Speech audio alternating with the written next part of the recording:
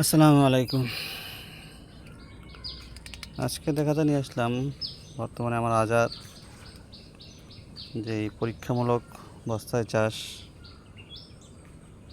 আমার আদার বর্তমানে এই অবস্থা।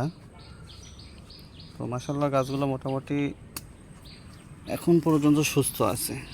দেখেন সুস্থ আছে। কিছু পাতা পোকা খাওয়ার রোগ লাগছিল, পোকায় কাটছিল, তো ওষুধ দেওয়া হয়েছে। তো এই হলো আদার বর্তমান অবস্থা।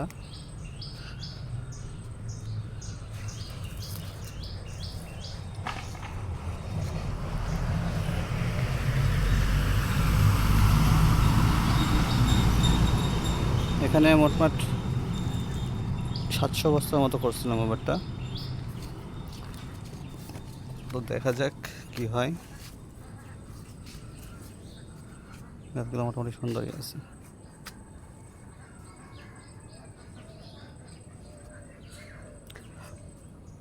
এগুলো সব বাড়ি টু, দেশি জাতের বাড়ি টু।